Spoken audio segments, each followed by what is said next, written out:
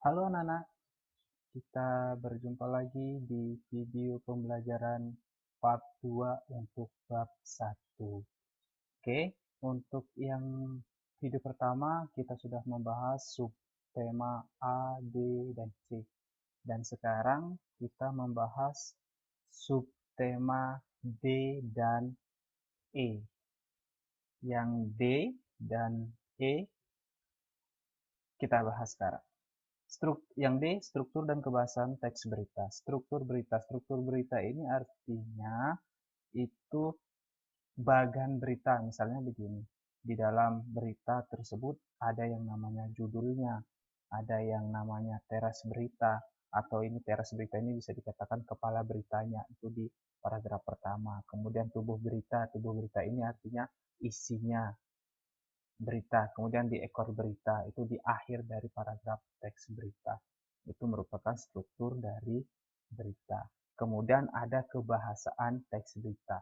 Nah, kebahasaan teks berita ini ada yang pertama namanya verba transitif dan pewarta.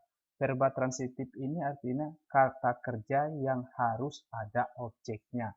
Misalnya begini, ibu sedang memasak. Nah, itu tidak ada objeknya, itu hanya subjek dan predikat. Nah, dalam teks berita harus ada objek yang lengkap, artinya ibu sedang memasak nasi. Nah, itu merupakan contoh dari verba transitif, harus ada objeknya. Dan pewarta ini artinya orang yang menyampaikan dari berita tersebut. Kemudian yang berikutnya ada bahasa yang bersifat standar atau baku. Bahasa yang bersifat standar atau baku ini adalah bahasa yang sesuai dengan EYD atau dalam Kamus Besar Bahasa Indonesia, ejaan yang disempurnakan. Kemudian menggunakan kalimat langsung. Kalimat langsung ini kalau dalam teks berita, kalimat langsung ini ditandai dengan tanda petik 2. Itu contoh dari kalimat langsung. Kemudian yang berikutnya ada menggunakan konjungsi. Konjungsi ini artinya kata penghubung. Ada dia menggunakan kata penghubung bahwa, ada dia menggunakan kata penghubung atau, ada dia menggunakan kata penghubung temporal dan kata penghubung yang lainnya. Banyak dari jenis-jenis kata penghubung atau konjungsi. Jelas ya? Kemudian yang berikutnya yang E, penyusunan teks berita. Nah, penyusunan teks berita ini artinya kalian akan membuat sebuah teks berita. Bagaimana cara-caranya membuat sebuah teks berita? Yang pertama, ada yang namanya langkah penyusunan. Yang kemudian nanti setelah penyusunan, kemudian ada namanya langkah penyuntingan. Langkah penyusunan itu yang pertama kalian harus memilih peristiwa atau kejadian yang terbaru atau terkini. Jadi kalian mencari peristiwa atau kejadian yang sedang hangat-hangatnya dibicarakan oleh orang banyak atau halayak. Kemudian yang kedua, kalian mengumpulkan informasi yang mendukung. Artinya, kalian harus mencari fakta-fakta yang ada di lapangan tentang peristiwa atau kejadian tersebut. Kemudian yang berikutnya barulah kalian menyusun berita. Setelah kalian menyusun berita dengan unsur-unsur adiksiba tersebut, di akhirnya lah nanti kalian akan bisa menentukan judul. Judul apa yang cocok dan menarik dari berita yang kalian buat ini, sehingga orang itu tertarik untuk membacanya.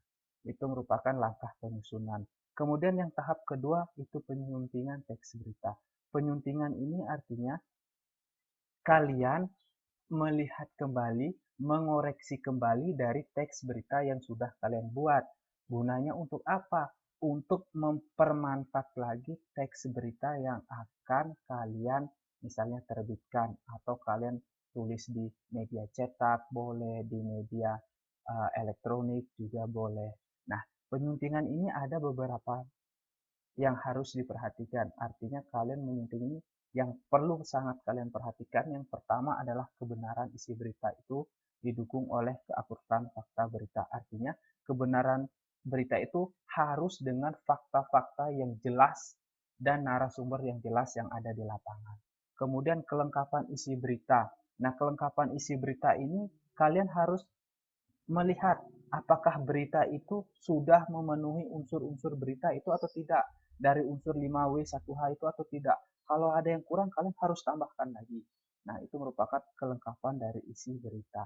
Kemudian struktur beritanya yang sudah tadi kita bahas, bahwa struktur berita itu ada dari judul beritanya nanti, kemudian ada kepala berita atau teras berita, kemudian nanti ada tubuh berita, kemudian ada ekor berita. Sudah pas belum dari struktur yang sudah ada tadi? Nah, itu yang perlu kalian harus perhatikan. Kemudian yang berikutnya adalah penggunaan kalimat efektif, kata baku, dan ketepatan ejaan serta tanda baca. Artinya kalimat ini sudah efektif belum? Artinya kalimat itu sudah mudah dipahami belum oleh orang banyak, agar orang banyak itu tidak misalnya dia bingung dengan apa isinya teks berita tersebut. Jadinya itu merupakan yang perlu kalian perhatikan dalam menyusun teks berita. Kemudian kata baku, ingat harus sesuai dengan EYD atau ejaan yang disempurnakan, atau boleh kalian menggunakan Kamus Besar Bahasa Indonesia. Kata baku ini wajib kalian perhatikan. Kemudian kecuali di situ kalian menulis di media elektronik menggunakan kalimat langsung, itu tidak harus menggunakan kata baku, karena kalimat langsung itu dari si narasumber langsung, itu tidak boleh kalian edit kalau menggunakan kalimat langsung. Kemudian ketepatan ejaan. Ketepatan ejaan itu di mana nanti si pembaca itu bisa menarik napasnya, kemudian bisa memberikan jedanya, itu ketepatan ejaan. Kemudian tanda bacanya juga di mana komanya, di mana titiknya, di mana nanti kalian menaruh tanda kutipnya, dan yang lainnya. Itu yang perlu kalian perhatikan dalam penyuntingan teks berita. Nah, itulah pembahasan dari bab 1 dari sub A, B, C, dan E.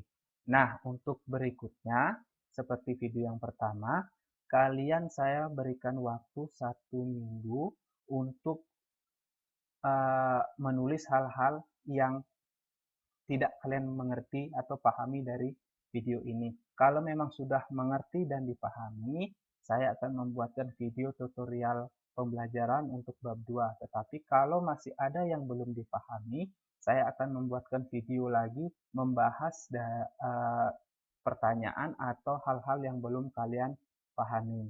Nah, jadi saya memberikan waktu 1 minggu. Kalau sudah 1 minggu tidak ada pertanyaan atau hal-hal yang belum dipahami, saya akan membuat video tutorial bab 2.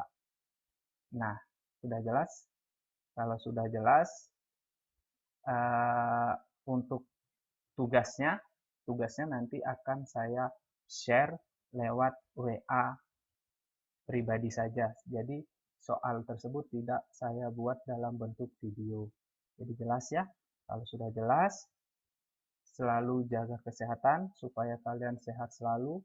Kemudian ingat selalu melaksanakan protokol kesehatan. Sampai jumpa lagi di video berikutnya. Salam SNPN 3 Batu.